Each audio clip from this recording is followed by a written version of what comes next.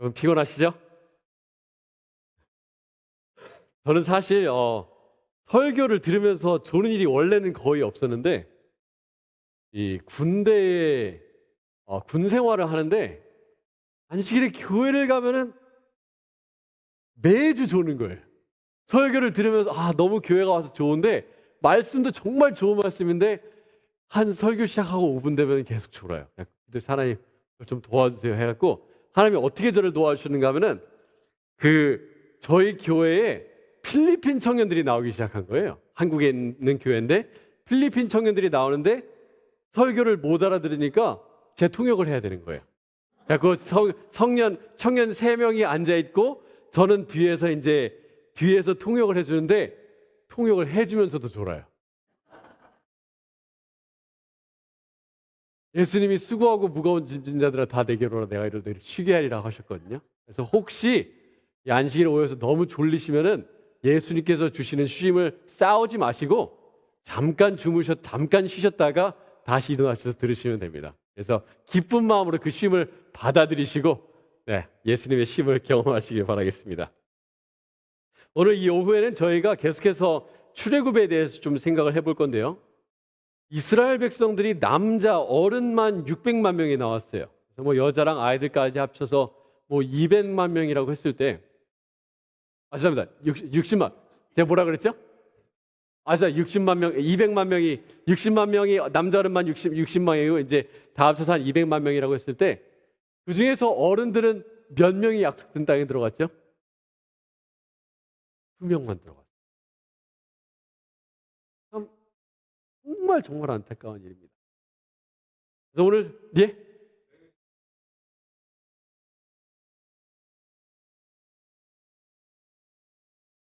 감사합니다. 네네. 근데 오늘 저희가 그 이유에 대해서 좀 생각을 좀 해보도록 하겠습니다.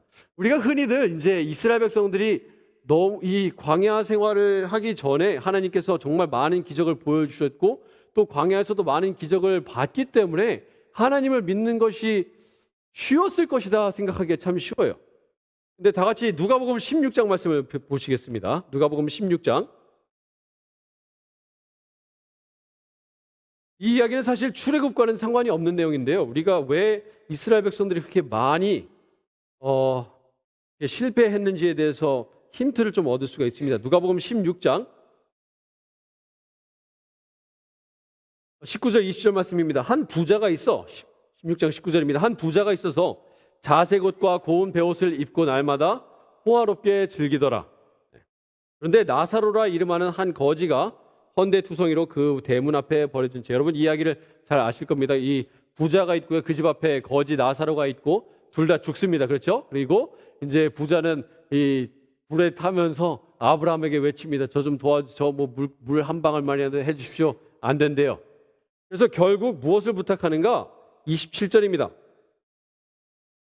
이르되 그러면 아버지여 구하노니, 아브라함 아버지여 구하노니 나사로를 내 아버지의 집에 보내소서. 내 형제 5이 있으니 그들에게 증언하여 그들로 이 고통받는 곳에 오지 않게 하소서.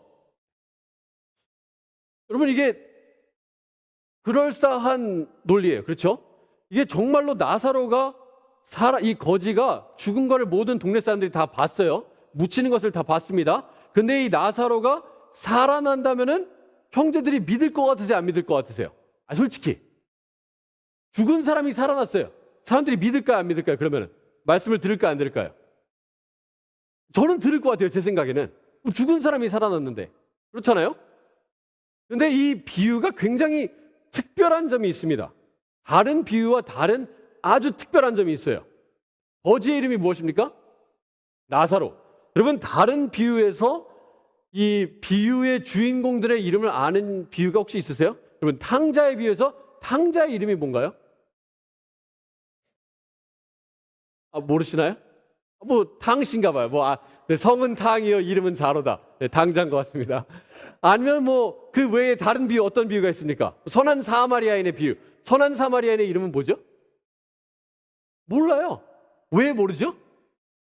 예수님이 말씀을 안 해주셨기 때문에 그 이야기의 주인공의 이름이 나오지 않는데 특별히 이 비유만큼은 주인공의 이름이 나옵니다. 나사로 이름이 나와요. 이 이야기를 들으면서 사람들이 의아할 수 있어요. 아니, 지금 예수님 비유에 의하면 죽은 사람이 살아나도 안 믿을 거라고 하는데, 내 생각에는 아무리 생각해도 죽은 사람을 부활시키면은 나는 믿을 것 같은데? 그래서 예수님께서 어떻게 하십니까? 실제로 나사로라고 하는 사람을 부활시키세요. 근데 요한복음 그 장을 보시면요, 그 날부터 이스라엘의 지도자들이 어떻게 하기 시작합니까? 예수를 죽이기 위한 계획을 시작합니다.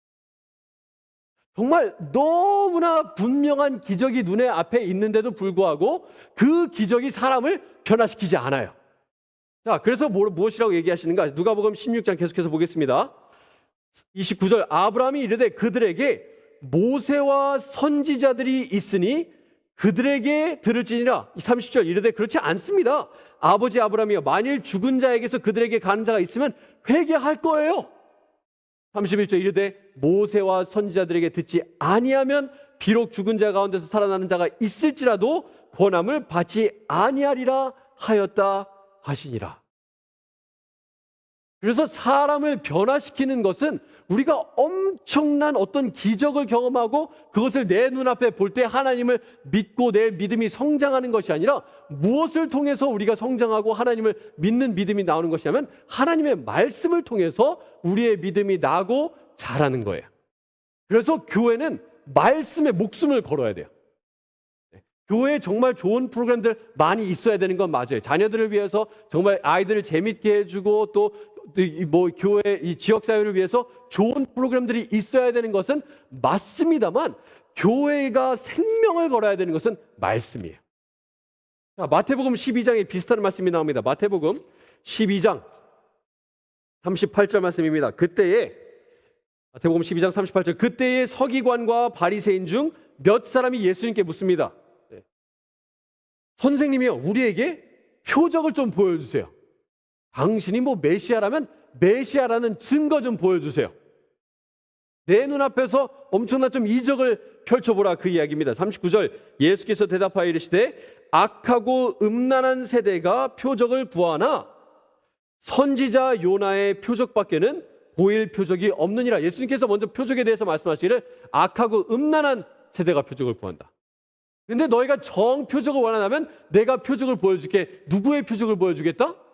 요나의 표적을 보여주겠다라고 예수님께서 말씀하십니다. 이 요나의 표적이 무엇인가요? 물고기인 것 같죠? 근데 아니에요.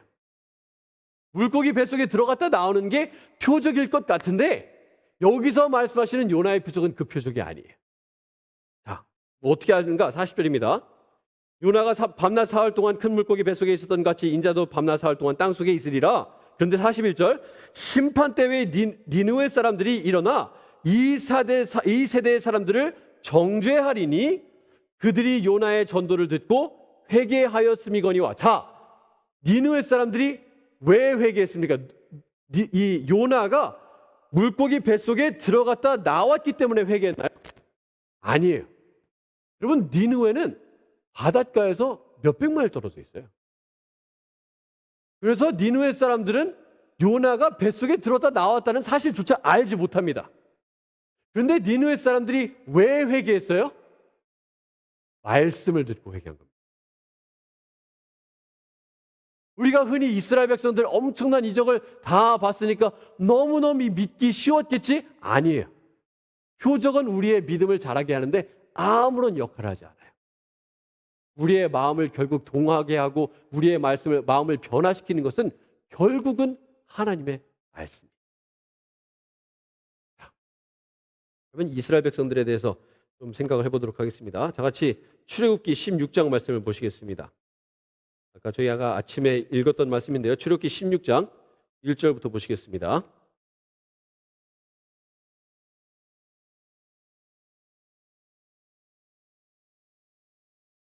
출애굽기 16장 1절입니다. 이스라엘 자손의 온 회중이 엘림에서 떠나 엘림과 시내산 사이에 있는 신광에 이르니 애굽에서 나온 후 둘째 달 15일이더라.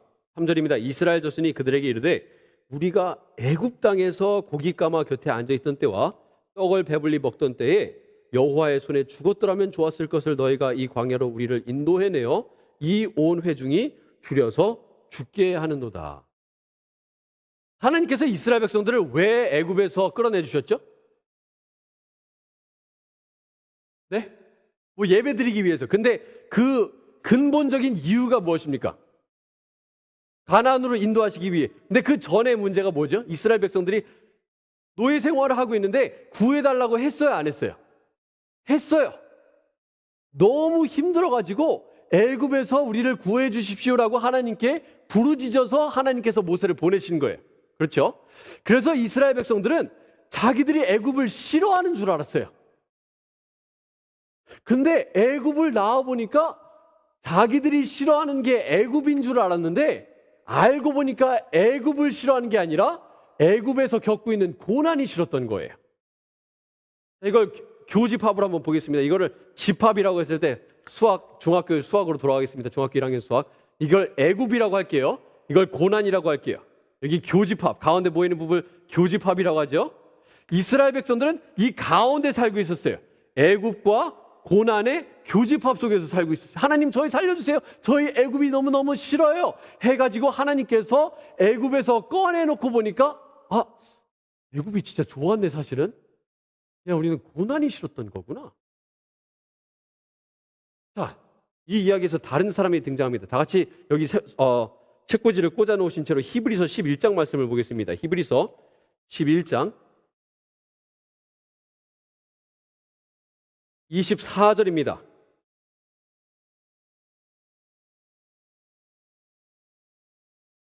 히브리서 11장 24절 말씀입니다.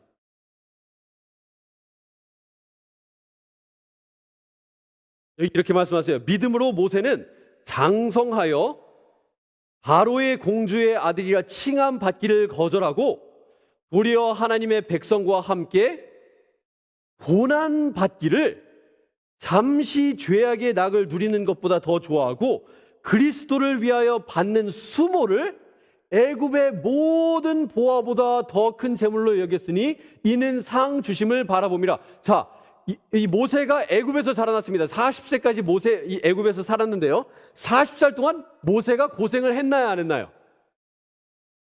제일 편하게 살았어요. 이집트에서 가장 행복하고 편안하게 살아온 사람이 이 모세인데 모세는 어떤 선택을 하는가? 자, 애굽과 고난이라고 하는 교집합이 있는데 모세는 이 애굽에서 고난이 없는 쪽에서만 살아왔어요. 근데 모세는 무엇을 선택합니까? 나는 애굽이 없는 고난에서 살겠다를 선택을 합니다.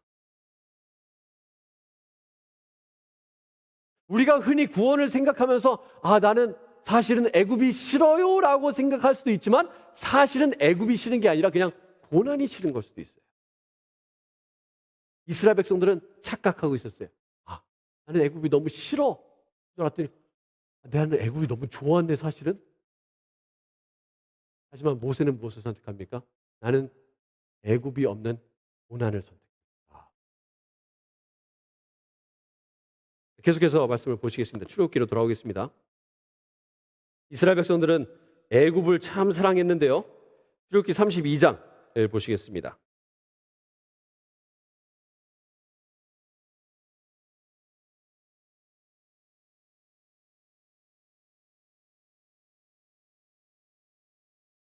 출애굽기 32장 1절 말씀입니다.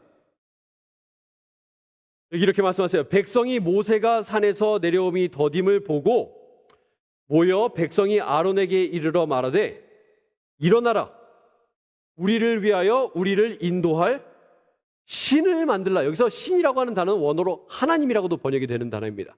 우리를 위해서 하나님을 만들라. 이 모세 곧 우리를 애굽 땅에서 인도하여 낸 사람은 어찌 되었는지 알지 못함이니라. 자, 여기서 이스라엘 백성들의 두 번째 문제가 등장을 합니다. 여기서 우상을 만드는데요. 이스라엘 백성들이 이 이집트에서 살면서 우상을 숭배했을까요? 안 했을까요? 자, 에스겔서 말씀을 보겠습니다. 에스겔서 20장 말씀입니다.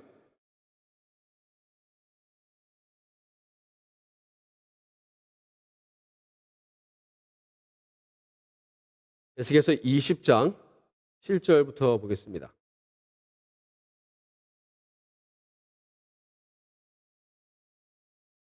20장 7절을 보시기 전에 5절 끝에 5절을 먼저 보겠습니다. 이르라 주 여호와께서 이같이 말씀하셨느니라. 옛날에 내가 이스라엘을 선택하고 야곱 집의 후예를 향하여 내 손을 들어서 맹세하고 애굽 땅에서 그들에게 나타나 맹세하여 이르기를 나는 여호와 너희 하나님이라 하였노라. 이건 어떻게 보면은 결혼식 같습니다.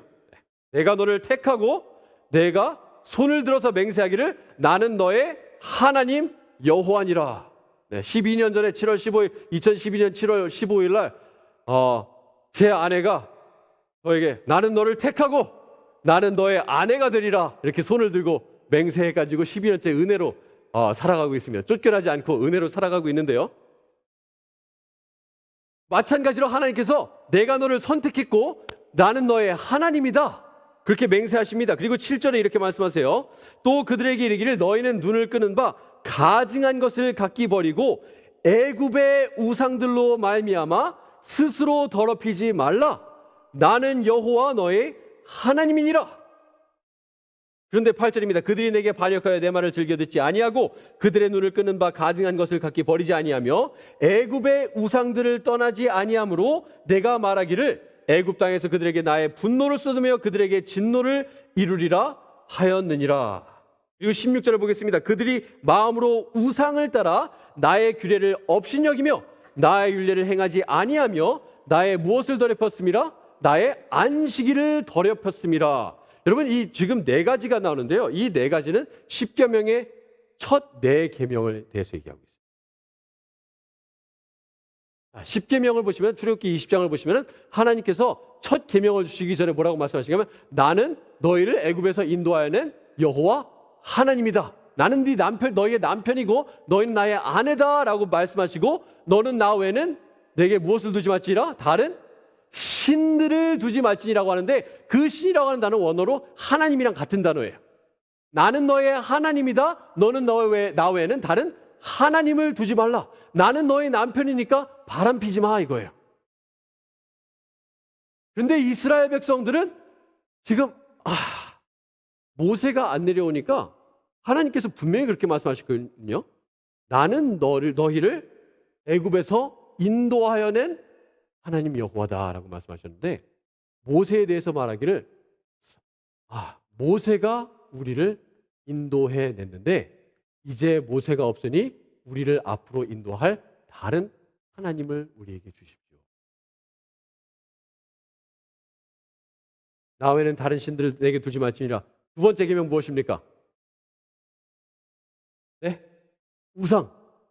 이게 우상에 대한 이야기가 나오죠. 그랬기 때문에 하나님께서 말씀하시기를 너희 때문에 나의 이름이 더럽혀졌다. 세 번째 계명 무엇입니까? 내 이름을 망령되이 일컫지 말라. 이스라엘 백성 때문에 하나님의 이름이 망령되이 일컬어졌다. 그리고 그들이 안식일을 지키지 않았다라고 말합니다. 그래서 하나님께서 십계명을 주시는 것은 이스라엘 백성들과 결혼식을 하시면서 이렇게 말씀하시는 거예요. 자, 너는 나 외에 다른 남편 두지 말고 너 지갑 갖고 다니지? 지갑에 다른 남자 사진 넣고 다니지 말고 그게 우상 만들지 말라는 거예요. 그리고 어디 가서 내 험담하고 다니지 말고 내 얼굴에 먹칠하지 말고 우리 같이 안식일에 날마다 쉬고 이제 너의 노예 아니잖아. 지금까지 너의 노예로 살면서 쉼 없이 살았지? 그렇게 살지 마. 노예 쳇바퀴에 사는 것처럼 그렇게 살지 말고 이제 우리 같이 쉬면서 같이 행복하게 살아가자라고 말씀하시는 것이 십계명을 우리에게 주시는 그 내용인 것입니다. 그래서 이제 하나님께서 어떻게 반응하시는지 보겠습니다. 하나님께서 참 마음 아파서 이스라엘 백성들이 우상을 만들 때 참 마음 아파하시면서 모세에게 이렇게 말씀하십니다. 자, 출애굽기 32장 10절 말씀입니다. 여기 하나님께서 말씀하십니다. 그런즉 내가 하는 대로 두어라. 내가 그들에게 진노하여서 그들을 진멸하고 너를 큰 나라가 되게 하리라. 여러분 이건 진짜 모세 입장에서 너무 좋은 제안이에요. 생각해보세요. 지금까지 이스라엘 백성들을 인도해 오는데 가는 데마다 이스라엘 백성들 계속해서 불평하고 뭐 모세를 죽이려고도 하고 계속해서 모세를 너무 힘들게 해요. 그래서 하나님께서 어떻게 하시겠대요? 자, 이 이스라엘 백성들은 내가 다 없애버리고 이 나라 이름 뭐니? 이스라엘이지. 누구 이름 따라서? 야곱 이름 따서 이스라엘이지. 내가 이 나라를 새로 세우는데 이 나라의 새 나라 이름은 모세야. 이렇게 좋은 제안이 어디 있어요? 나를 힘들게 하는 사람들은 다 없애고 나를 새 나라로 만들어 주신대요. 그렇죠? 안 좋으세요? 자, 모세가 어떻게 반응하는지 보겠습니다. 자, 모세의 반응을 보기 전에 출애굽기 33장의 내용 한번 더 나아가서 보도록 하겠습니다. 그게 충분하지 않을까 봐 하나님께서 더 좋아 보이는 제안을 하십니다. 출애굽기 33장입니다. 출애굽기 33장 1절 말씀입니다. 여호와께서 모세에게 이르시되 너는 네가 애굽 땅에서 인도하여 낸 백성과 함께 여기를 떠나서 내가 아브라함과 이삭과 야곱에게 맹세하여 내 자손에게 주기로 한 그 땅으로 올라가라. 내가 사자를 너보다 앞서 보내어 가나안 사람과 아모리 사람과 헷 사람과 브리스 사람과 히위 사람과 여부수 사람을 쫓아낼 거다. 젖과 꿀이 흐르는 너무나 좋은 땅인데 너희 가서 싸움도 안 해도 돼. 내가 이미 적들을 없애줄게. 좋죠? 그렇죠? 더 좋아 보이는 제안을 하십니다. 3절 너희를 젖과 꿀이 흐르는 땅에 이르게 하려니와 나는 너희와 함께 올라가지 아니하리니. 여러분, 이 약속된 땅은 축복은 이 풍요는 있고 의무가 없어요. 여기 보세요. 거기 가면은 온갖 풍요로운 게 다 있어. 젖과 꿀이 흐를 것이고 원수들도 없고 거기서 너희 노예 생활하지 않아도 되는데 나는 없어. 의무가 없는 거예요. 너를 나라로 세워주고 모세 나라가 되게 하고 이제 거기 가면은 그냥 너 마음대로 살아도 돼. 좋겠죠? 그럴 것 같지 않으세요? 모세의 반응은 어땠는지 저희가 보겠습니다. 출애굽기 32장 32절입니다. 모세가 하나님의 바짓가랑이를 붙들고 이렇게 이야기합니다. 하나님, 32절입니다. 이제 그들의 죄를 사하여 주십시오. 하나님, 모세 나라 만들지 않으셔도 돼요. 그들을 용서해 주십시오. 그렇지 않으실 거면 원하건대 주께서 기록하신 책에서 내 이름을 지워버리십시오. 이런 사랑이 어디 있어요? 너를 왕으로 세워주고 너를 나라로 만들어준다는데 하나님 그거 원치 않고요. 이 사람들 용서해 주지 않으실 거면 저를 없애주세요. 이웃을 내 몸과 같이 사랑하는 내용. 하나님께서 모세에게 또 말씀하시죠. 약속된 땅으로 가. 근데 나는 안 갈 거야. 그것에 대한 모세의 반응은 무엇입니까? 출애굽기 33장 15절 말씀입니다. 출애굽기 33장 15절입니다. 모세가 여호와께 아뢰되 주께서 친히 가지 아니하시려거든 우리를 이곳에서 올려보내지 마옵소서. 네, 그 다음 화면 좀 보여주시겠어요? 아까 저희가 죄송합니다. 아까와 조금 다른 화면인데 아까 저희 봤던 광야의 모습 있죠? 광야가 살기 좋은 곳이에요, 살기 안 좋은 곳이에요? 하나님께서 젖과 꿀이 흐르는 땅으로 인도해 주시겠대요. 근데 모세는 저는 하나님이 있는 광야에서 사는 게 풍요로운 약속된 땅에서 하나님 없이 사는 것보다 더 좋아요. 다시 수학으로 돌아오겠습니다. 이게 하나님께서 함께 하시는 거고 이게 약속된 땅이에요. 여기 이 지역은 하나님께서 함께 하지 않지만 너무 풍요로운 좋은 땅이에요. 여기는 하나님께서 함께 하시는데 광야 땅이에요. 물론 가장 좋은 것은 하나님과 함께 약속된 땅을 들어가는 겁니다. 그런데 모세는 어떻게 하겠대요? 하나님, 저는 그냥 평생을 하나님과 함께 이 광야에서 사는 게 풍요로운 약속된 땅에 들어가서 하나님 없이 사는 것보다 훨씬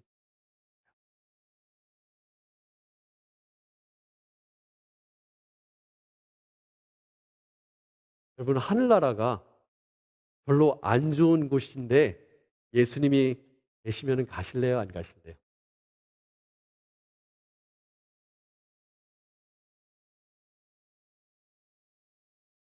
질문이 잘못되긴 했어요. 뭐 물론 하늘이 너무 좋은 곳이에요. 근데 하늘이 좋은 곳이 아니더라도 예수님이 계시면은 나는 분명히 가겠습니다라고 하는 게 모세의 마음이에요. 왜냐하면 모세가 가장 사모하는 것은 하나님과 함께하는 것이었기 때문에 그것보다 좋은 것은 모세에게 없었어요. 이스라엘 백성들이 이제 약속된 땅의 끝에 다다르게 됩니다. 민수기 13장입니다. 그래서 이제 12명의 정탐꾼들이 들어가죠. 민수기 13장에 정탐꾼들이 갔다가 이제 돌아옵니다. 좋은 소식을 가지고 약속된 땅 진짜 좋대요. 그런데 우리는 못 갈 것 같대요. 그래서 이스라엘 백성들이 다 같이 울면서 이 모세와 아론과 여호수아와 갈렙을 이제 돌로 쳐 죽이려고 합니다. 하나님께서 그러면 너희는 안 되겠다. 너희가 계속해서 반역하기 때문에 너희가 그런 마음을 가지고 약속된 땅에 들어간다면은 너희의 후대에 이 불신의 마음이 계속해서 이어지기 때문에 새로운 세대가 들어갈 것이고 너희는 못 들어갈 것이다라고 말씀하세요. 그럴 때에 이스라엘 백성들이 어떻게 반응하는지 한번 좀 보겠습니다. 민수기 14장 말씀입니다.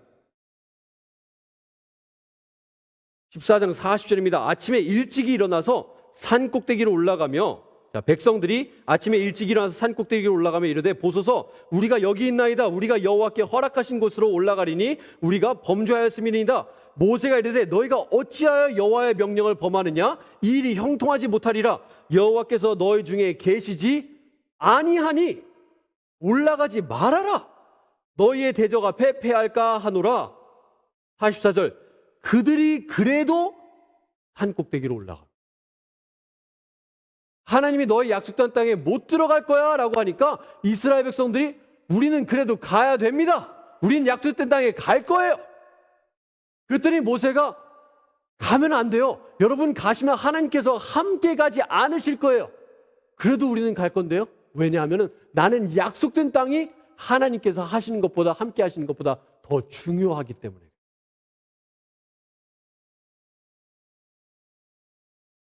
이 교집합에서 그들은 하나님께서 함께 하시는 쪽을 선택한 것이 아니라 약속된 땅, 풍요의 땅이 그들에게 더 중요했던 거예요.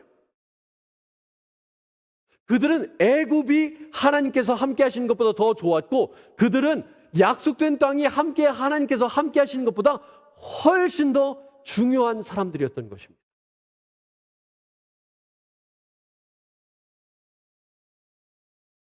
계속해서 보겠습니다. 민수기 20장 말씀을 보겠습니다. 그래서 이스라엘 백성들이 들어가지 못하게 됩니다. 이스라엘 백성들이 약속된 땅에 못 들어가게 되는데요. 더 안타까운 이야기가 민수기 20장에 나옵니다. 민수기 20장 2절입니다. 회중이 물이 없으므로 모세와 아론에게 모여드니라. 백성이 모세와 다투어 말하여 이르되 우리 형제들이 여호와 앞에서 죽을 때 우리도 죽었더라면 올 뻔하였도다. 너희가 어찌하여 여호와의 회중을 이 광야로 인도하여 우리와 우리 짐승이 다 여기서 죽게 하느냐? 너희가 어찌하여 우리를 애굽에서 나오게 하여 이 나쁜 곳으로 인도하였느냐? 애굽 참 좋았는데 우리가 왜 이렇게 나쁜 곳으로 왔느냐?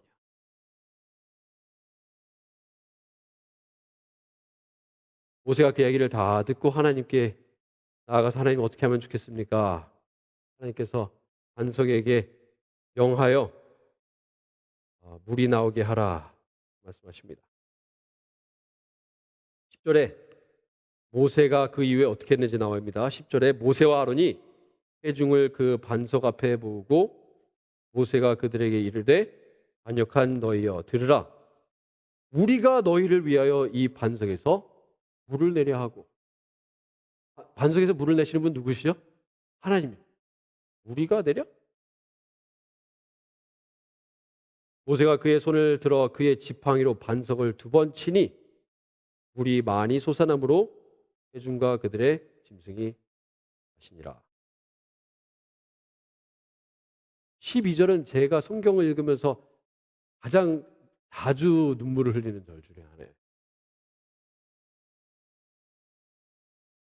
여러분 모세를 한번 생각해 보세요.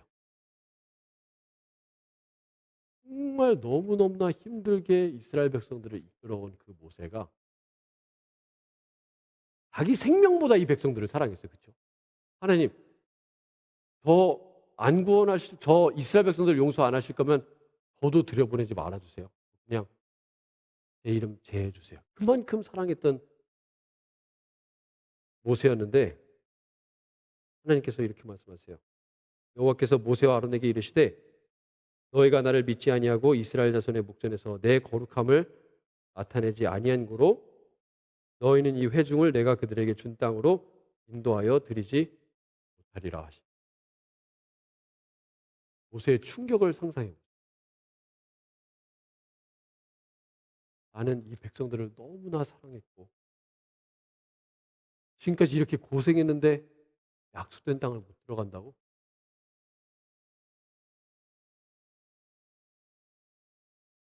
절망적이었어요. 모세의 인생 끝에 다다라서 우리는 신명기 32장으로 저희가 가게 됩니다. 신명기 32장입니다. 신명기 32장 49절입니다. 너는 여리고의 맞은편 모압 땅에 있는 아바림 산에 올라가 느보산에 이르러 내가 이스라엘 자손에게 이 기업으로 주는 가나안 땅을 바라보라. 여러분 여기 이 화면을 보시면요. 느보산이 나오죠. 노란색이 느보산입니다. 오른쪽에. 그 가운데 있는 파란 점이 요단강이에요. 예수님께서 침례받은 게 저 정도 됩니다. 그리고 여리고성은 저기 보라색입니다. 맨 왼쪽에. 느보산에서 요단강까지 몇 마일 정도 걸릴 것 같으세요? 10마일이에요. 다음 화면 보여주시겠어요, 집사님? 느보산에서 보이는 광경이에요. 이 여리고 바로 밑에 있는 이 실 같은 줄이 요단강이에요. 눈앞에 있어요. 느보산에 보니까 내가 점령해야 될 여리고성이 바로 내 눈앞에. 그런데 나는 가지 못.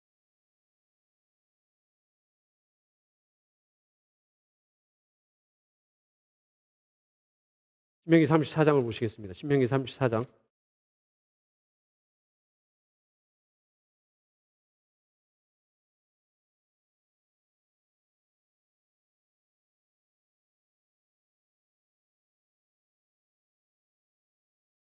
신명기 34장 1절입니다. 모세가 모압 평지에서 느보산에 올라가 여리고 맞은편 비스가 산 꼭대기에 이르되 여호와께서 길르앗 온 땅을 반까지 보이시고 7절 모세가 죽을 때 나이 120세였으나 그의 눈이 흐리지 아니하였고 기력이 쇠하지 아니하였더라. 올라갔는데 뭐 잘 안 보이는 뿌연 게 아니라 하나 선명하게.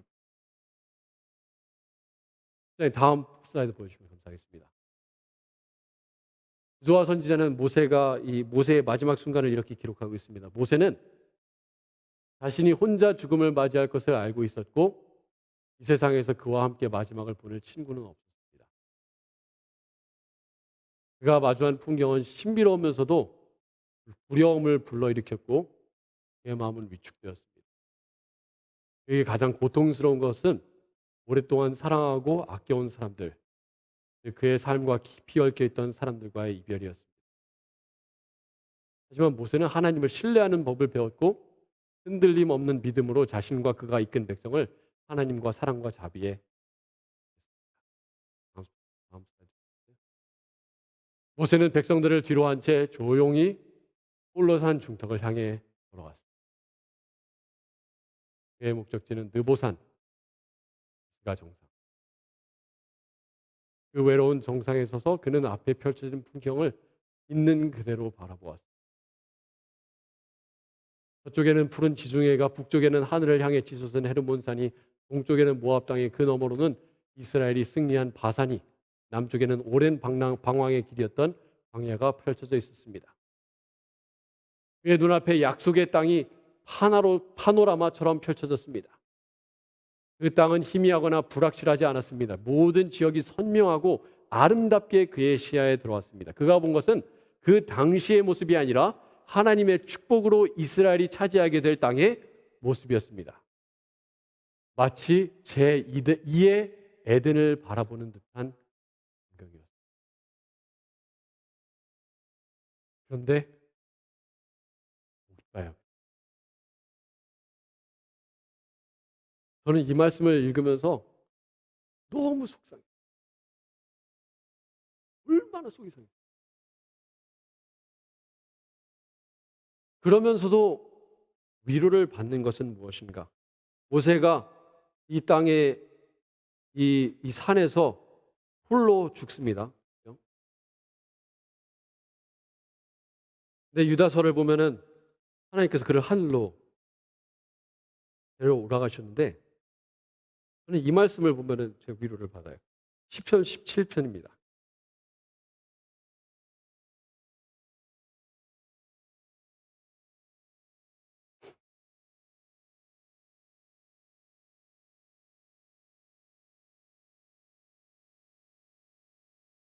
시편 17편 15절에 이렇게 말씀하십니다.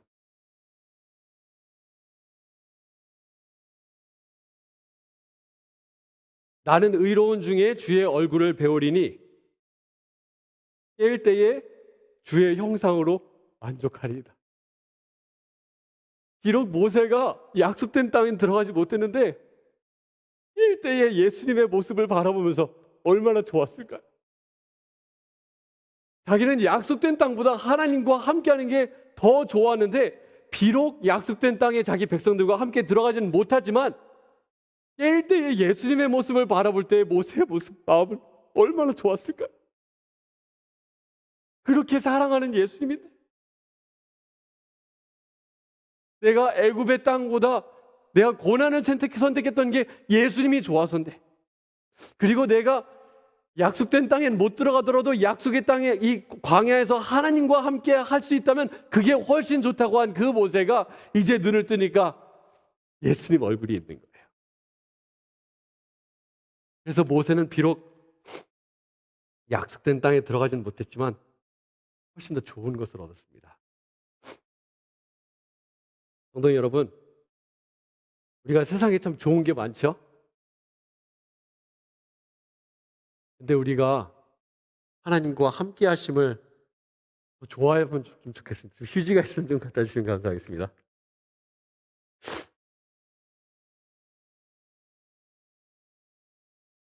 우리가 누구를 사랑하는 것은 감사합니다.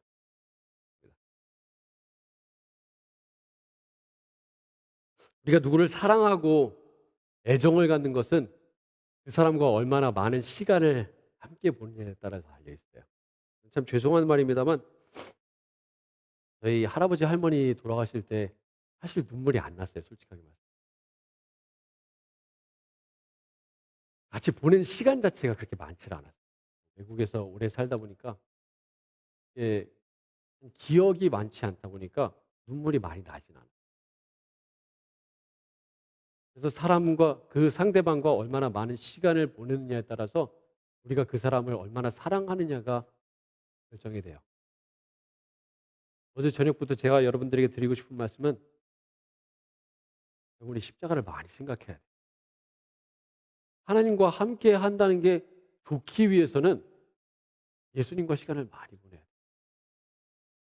그냥 뭐 내가 예수님 믿었으니까 됐지 그게 아니라 내가 예수님의 십자가에 달리신 예수님을 바라보면서 나도 같이 그 십자가에 올라가고 그리스도와 함께 십자가에 못 박히는 경험을 날마다 하면서 이 마음속에 예수님에 대한 애정의 뿌리가 깊어지는 거예요.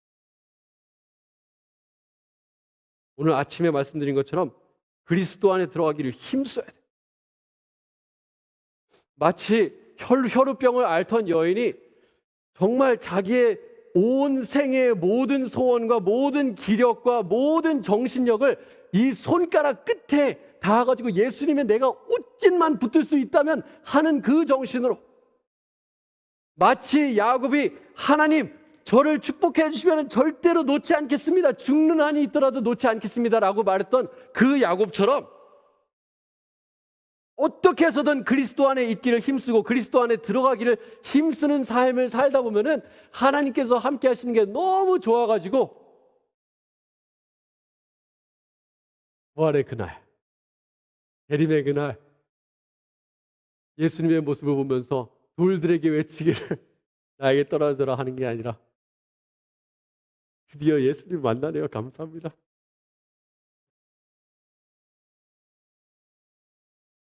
우리 예수님과 시간 많이 보내시는 이 캐롤라이나 지역 교우님들 되시면 좋겠어요. 십자가를 많이 생각하시고 날마다 십자가에 예수님과 함께 죽으시고 그리스도 안에 들어가기를 힘쓰시고 그렇게 하시다가 예수님이 너무 좋아서 에녹이 예수님과 걷다가 하나님과 걷다가 그냥 자연스럽게 하늘에 올라간 것처럼 우리도 그렇게 예수님 손 붙들고 다 함께 한 분도 빠짐없이 예수님 얼굴 기쁘게 웃으면서 맞이하면서 하늘 들어가시는 여러분과 제가 되기를 간절히 바라겠습니다.